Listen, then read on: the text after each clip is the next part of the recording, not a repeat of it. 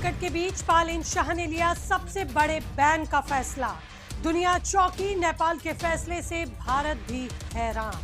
100 सुनार की एक लोहार की बालेन ने निकाला तेल संकट का ऐसा तोड़ कि अमेरिका भी दंग। बालेन ने लिया अब तक का सबसे बड़ा फैसला।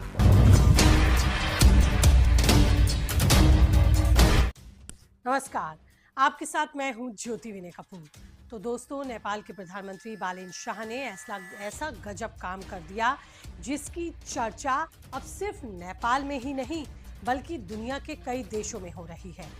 जब बड़े बड़े देश तेल संकट पर सिर्फ मीटिंग कर रहे थे, बयान दे रहे थे, रणनीति बना रहे थे, तब बालेन शाह ने सीधा एक ऐसा बड़ा फैसला लिया जिसने सबको चौंका दिया।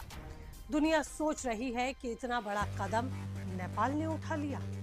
भारत भी इस फैसले को देखकर हैरान है, लेकिन इस फैसले से नेपाल को कितना फायदा, कितना नुकसान होगा और आम लोगों की जिंदगी पर इसका क्या असर पड़ेगा, ये फैसला उन आम लोगों की जिंदगी के लिए कितना जरूरी है, ये सब कुछ बताऊंगी इस रिपोर्ट में। तो अंत तक बने रहिएगा इस पूरे कैलकुलेशन को समझने के लिए।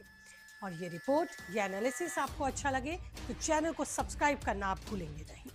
तो चलिए, सबसे पहले तो आपको यही बता देती हूँ कि बालेन शाह ने आखिरकार क्या बड़ा फैसला तेल संकट को देखते हुए लिया।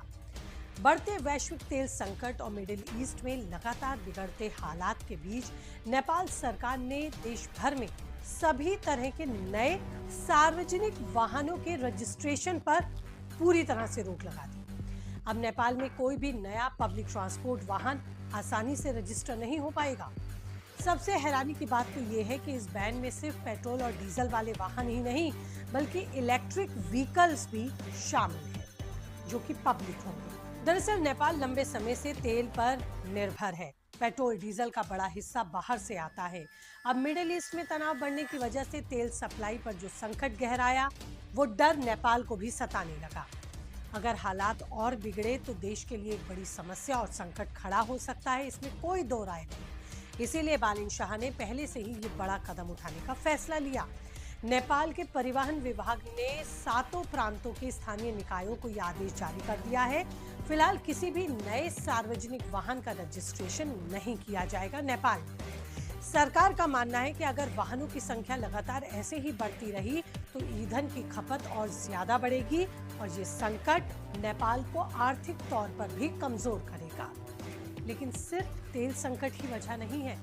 नेपाल की राजधानी काठमांडू समेत कई बड़े शहरों में ट्रैफिक और प्रदूषण का जो मामला है वो लगातार नेपाल में गंभीर होता जा रहा है।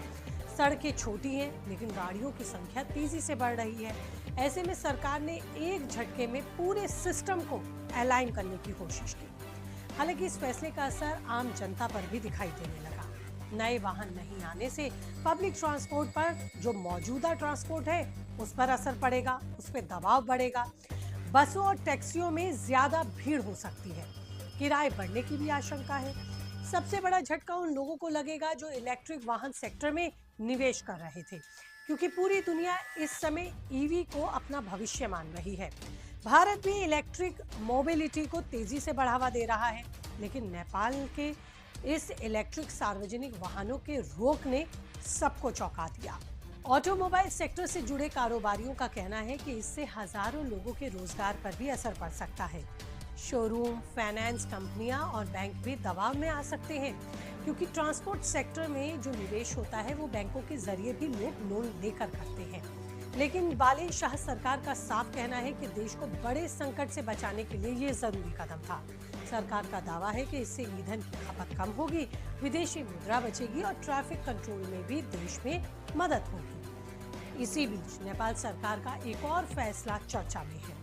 भारत से नेपाल ले जाने वाले 100 नेपाली रुपए से ज्यादा कीमत के घरेलू सामान पर भी कस्टम ड्यूटी नियम लागू कर दिया, जिसका खासा असर बॉर्डर एरिया में दिखा। हालांकि बाद में नेपाल के सुप्रीम कोर्ट ने इस फैसले पर रोक लगा दी। हालांकि इससे साफ हो गया है कि बालेन शाह सरकार इस समय बेहद सख्त फैसले लेने के मूड में है। इसके अलावा नेपाल में प्रवेश करने वाले भारतीय निजी वाहनों के लिए भी नियम खड़े कर दिए गए हैं।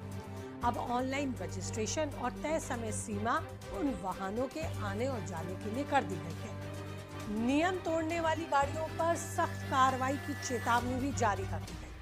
यानी साफ है, नेपाल अब तेल संकट और आर्थिक दबाव को हल्के में नहीं ले रहा, बल्कि बालेन शाह सरकार बड़े और मजबूत फैसले लेकर दुनिया को अपनी मजबूती का संदेश भी दे रही है।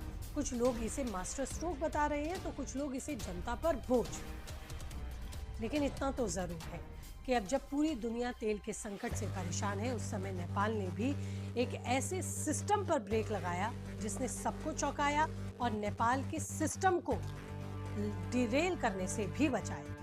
अब आने वाले दिनों में ये बेहद दिलचस्प होगा देखना कि बालेन शाह और क्या क्या बड़े फैसले नेपाल की बेहतरी के लिए और नेपाल की जनता की मुश्किलों को कम करने के लिए लेते हैं, या वो फैसले मुश्किलें जनता की बढ़ा रहे हैं। आपकी इस पर क्या राय है, आप क्या मानते हैं, कीजिए कमेंट, रहेगा मुझे इंतजार। इसी के साथ इस रिपोर्ट में इतना ही। नमस्ते।